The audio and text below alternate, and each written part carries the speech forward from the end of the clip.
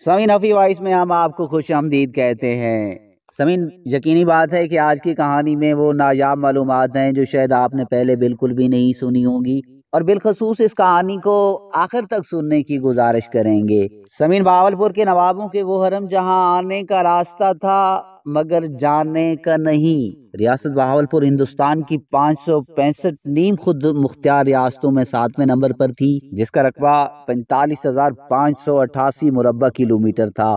اس کی بنیاد عباسی دود پوتروں کے ایک سردار نواب صادق خان اول نے 1733 میں قلعہ دراوڑ راول لکھی سنگھ سے چھین کر رکھی تھی۔ بہاولپور وہ پہلی ریاست تھی جو تقسیم کے بعد سب سے پہلے 5 اکتوبر 1947 کو پاکستان میں شامل ہوئی۔ پاکستان میں شامل ہونے تک اس کے 12 نواب گزرے ہیں۔ بہاول کے 2 ممتاز محققین پروفیسر ڈاکٹر محمد طاہر اور پروفیسر ڈاکٹر آفتاب حسین گیلانی کی ایک مشترکہ کتاب خطہ بہاولپور کا مختصر جغرافیائی، تاریخی، انتظامی اور ثقافتی جائزہ میں ریاست کے بارے میں تفصیلی معلومات دی گئی ہے، جن میں سے ایک باب حرم سرائے سلطانی کا بھی ہے۔ اس میں نوابوں کی بیویوں اور کنیزوں کے بارے میں معلومات شامل ہیں۔ کثرت ازدواج دنیا کے اکثر حکمرانوں کی مشترکہ خاصیت رہی ہے۔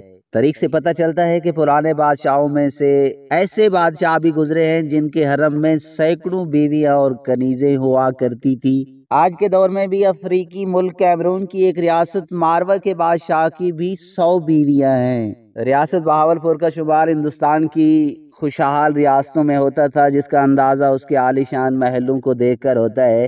ریاست کے 10ویں نواب صادق خان کا دور حکومت 1866 سے 1899 تک محیط تھا۔ ان کی 100 بیویاں تھیں۔ 11ویں نواب بہاول خان نے تو اپنے پیشرو تمام نوابوں کو مات دے دی اور بیویوں کی تعداد 100 سے بھی بڑھا کر لے گئے تھے۔ ان میں سے 4 خاندانی، 2 اینگلو انڈین، 1 انگریز اور 1 عراقی خاتون بھی شامل تھی۔ کہا جاتا ہے کہ ان کی ایک بیوی نچلی ذات کی ہندو زہرا کوٹانی تھی، جس سے انہیں عشق ہو گیا تھا۔ اس سے ان کے 2 بیٹے ہوئے تھے جو انہوں نے درگاہ خواجہ غلام فرید کی خدمت گزاری پر معمور کر دیے تھے۔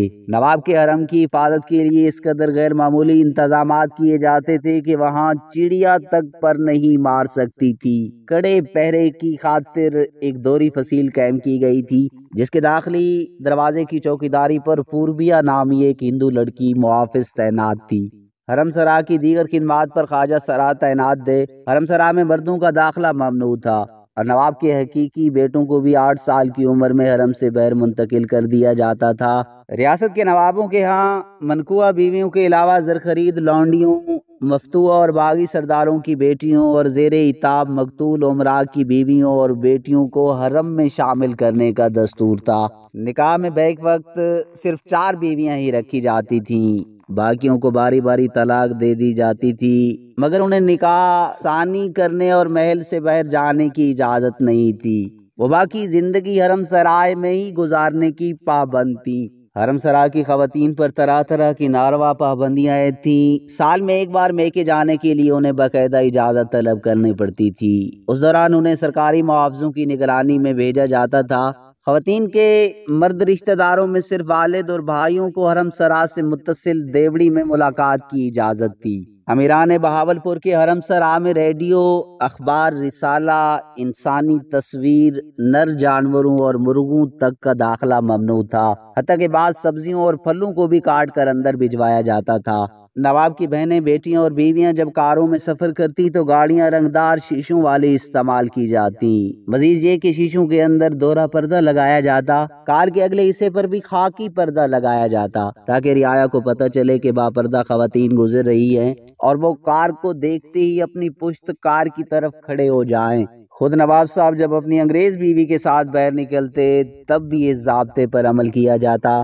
اگر حرم سرائے کی کوئی خاتون بیمار ہو جاتی تو اسے حکیم کے پاس نہیں لے کر جایا جاتا، بلکہ صرف مرض کی علامات بتا کر نسخہ لکھوایا جاتا تھا۔ سب سے بڑھ کر جو ظلم بہاولپور کے نوابوں نے روا رکھا وہ یہ تھا کہ انہوں نے شروع ہی سے اپنی بیٹیوں اور بہنوں کو شادی کے فطری، شرعی اور قانونی حق سے محروم رکھنے کی روایت قائم کی، جس کی ایک وجہ وہ یہ بھی بیان کرتے تھے کہ وہ کسی بھی شخص کو اپنا داماد یا بہنوئی کہلوانا اپنے وقار کے منافی سمجھتے تھے۔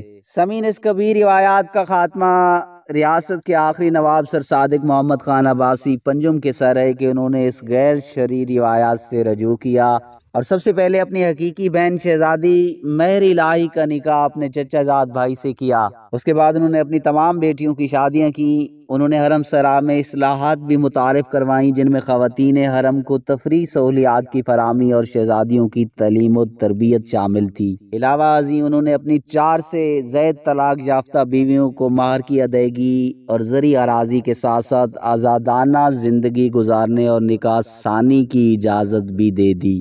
یہ الگ بات ہے کہ ان میں سے بیشتر بیگمات نے اس نظام کی درینہ روایات کی پاسداری کرتے ہوئے حرم شاہی سے علیحدگی کو اپنی عزت اور وقار کے منافی سمجھا۔ اس کی ایک مثال رکھو بی بی کی ہے جو اپنی وفات 1993 تک محل میں ہی مقیم رہیں اور حرم سرا سے بیر قدم نہ نکالا۔